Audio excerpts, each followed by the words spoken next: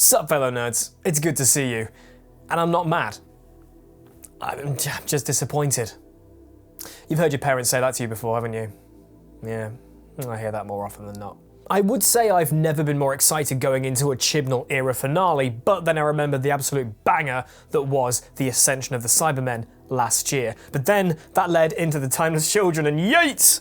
Off that went. The Vanquishers unfortunately followed the trend of the other Chibnall era finales, which was, it just wasn't that great. As much as things were lined up last week, Chibbers, rather than, rolling the ball down the alley himself, he instead got that frame that kids use to roll the ball really slowly because they've got weak as shit arms. Yeah, he did that. It trundled down the alley, it knocked over a couple of things in the middle and just left a massive split. I do genuinely want to go bowling again. I think this is where all these analogies are coming from. First up, cliffhangers. They've not been all that great this series. Nothing completely mind-blowing, and this week's resolution to the Doctor being glitterified was utterly pitiful. She just moves out of the way, unprotested.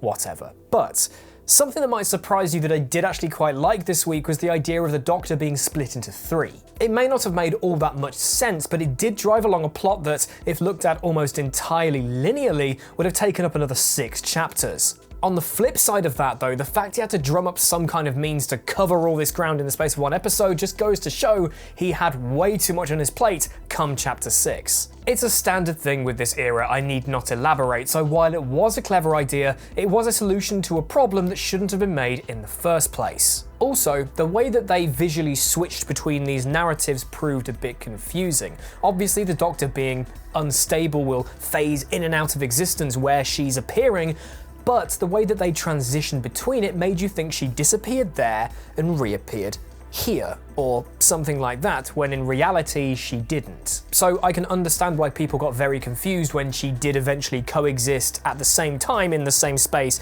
as herself. It's relatively minor and that's more of a gaffe on production's part, but still.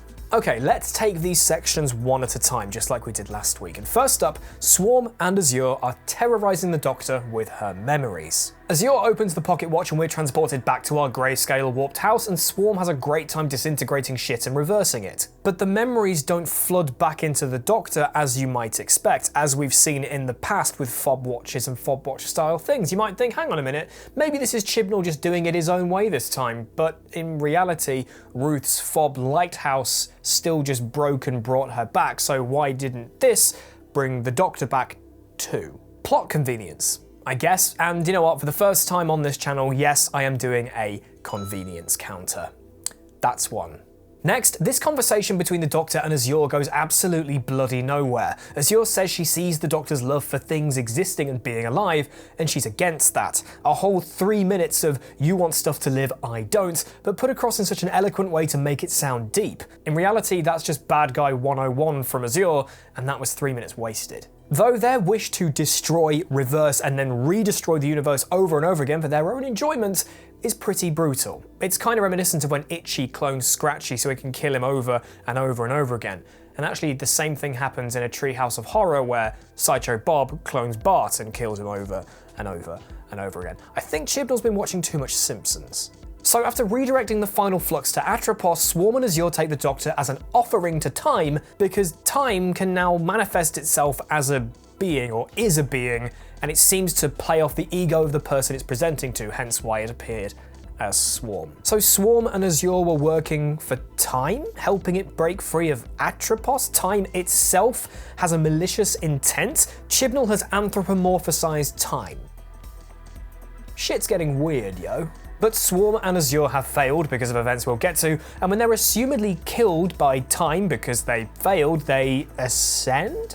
Does that mean death for them, or will they be back at some point? I'm assuming the latter. There are loads of questions still to be answered regarding those two, and also for the wider series, and I will get to those in a separate video. Also, I will be looking at Series 13 as a whole later this week, but just as a brief little addendum to this section, I love how Swarm and Azure have been portrayed over the course of this series. It's a shame that their motivation and everything else is just, it's kind of piss weak. Time then manifests as a black-coated 13 and tells her that Time will one day catch up with her, no regenerations, and to beware of the forces rising up against her and their master. So the Grand Serpent wasn't the Master, or the Rani, or somebody we thought we already knew.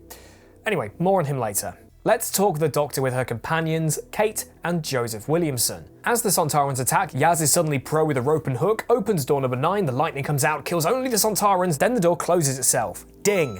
2. Then there's a door that leads them to 2021 and into the welcoming arms, or gun, of Kate Stewart. Speaking of her specifically, after an absolutely badass reintroduction in last week's episode, this week Kate just stands there and watches. She does next to bugger all apart from tell the Doctor that the Sontarans are invading corner shops and they've got their high command in Chile, and that's honestly about it. It's kind of like Captain Jack in Revolution of the Daleks. It could have been anyone, but it was him. He just sort of contributed a bit to the exposition, and that was it. It was the same thing with Kate, so she was criminally underused. Getting Claire back in was cool because she was an admittedly interesting and well-portrayed character, and having her team up with Jericho to go undercover. But the whole Sontarans getting drunk on chocolate thing was just kind of weird. Last week we had the Nepal guy who added in some genuine laughs into the episode, seemingly a bit out of place, but still was funny. Sontarans with chocolate, kind of, sort of, not to the same caliber, but definitely felt out of place. Well, it got them both into the Sontaran High Command, which was the plan, but it was kind of obvious that somebody, one of these characters, was gonna kick it this week. Was it the moment when Vinda and Bell were piloting separate Lupari ships after being reunited? No, but I very much thought that it was. I did genuinely say, oh god, they're in separate ships, one's gonna die, and they've just been reunited. That didn't happen. Would it be either of the companions? No, we knew that both Mandip Gill and John Bishop were continuing on. Was it Carvanista? The rest of his kind were airlocked into space, and I did predict the idea of Dan cradling a dying Carvanista as he howls his last howl, but nope, not him either. No, instead it was Jericho. Transmat rings just need a squeeze. Claire managed it, but instead Jericho flicked it across the room to the feet of oncoming Sontarans, who proceeded to destroy his ring. People were expecting a gay romance this week, but not that one. So why did he chuck his means of escape across the room instead of just giving it a poke? 3.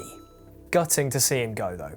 Honestly, Jericho was a brilliant character. Back to the Grand Serpent, interrogating the Doctor was an interesting scene, especially since when the other Doctor rocked up to save herself, she froze him on the spot using her sonic. Because it doesn't work on wood, but it does work on a binary demi-species. How convenient.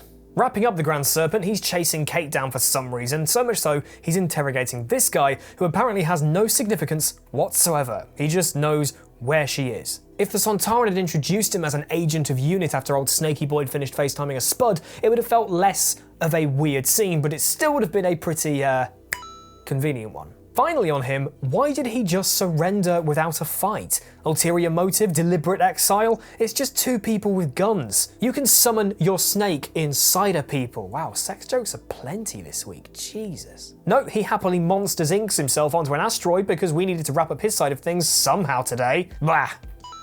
So with Bell and Carvanista back on the ship along with the other Doctor, the only people we were missing were Vinda and Di, who were both inside Passenger. Di was the only one left when Vinda showed up, not taken to be harvested for Swarm Meteor's plan because she was insignificant. Right? No, actually, I don't think it was insignificance for Di, it was convenience. She worked out how the internals of Passenger worked and a potential way of getting out. They achieved that, radioed the Doctor, etc., but the reason why she was still alive was she knew how to stop the flux. Passenger is made of endless matter, and thanks to that exposition with Kate in the tunnels, we know that matter can cancel out antimatter, bada bing, bada boom, Passenger can stop the flux. Whack Passenger in front of that oncoming storm, and yep, he just absorbs all of it. Facts we only knew about Passenger this week. And did you also know the TARDIS can summon shit out of thin air? That's 2 points. There's your second one. Now the flux was stopped, but that doesn't rule out some inconsistencies. First, after taking out apparently every Dalek, Cyberman and Sontaran in existence, something the usually anti-genocide Doctor just happily does, some flux manages to make it through a Lupari shield even though it supposedly couldn't? Could it be because it was the final super flux? Speaking of the flux, why did it completely and utterly vaporize some things and merely bash the hell out of others? We saw planets entirely implode, yet we see ruins of the universe. So how much is really left? Just the Earth amidst rubble, or is there more? That is something we'll talk about in the questions video. Earth goes seemingly back to normal, but Di does reject Dan's offer of drinks, supposedly so he'll continue on his adventures with the Doctor and Yaz. The latter of which just need to kiss already. We know it's gonna happen, just do it. The tease was there.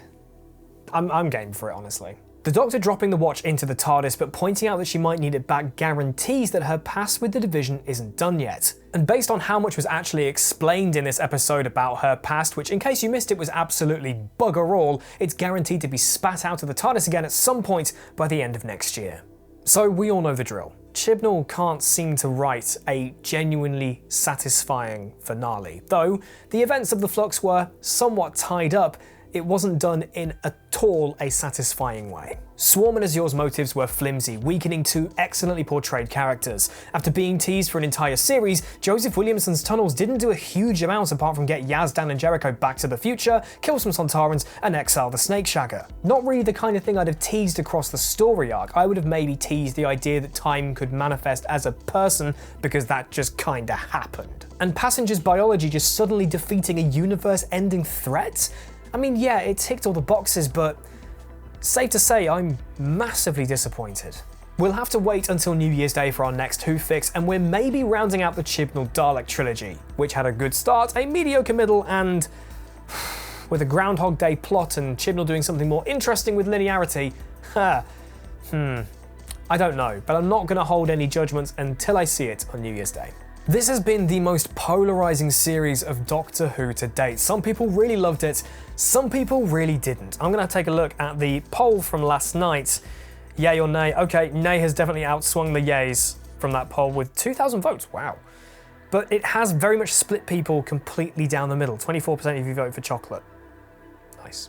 After watching this, you'll know that I'm not on the overly happy side, but as I said at the beginning, I'm not mad, I am just disappointed. Genuinely, not saying that as a joke, genuinely disappointed. More thoughts about the overall series are coming, as I said earlier, by the end of this week, depending on when I can actually get this video written and filmed and edited alongside my full-time job.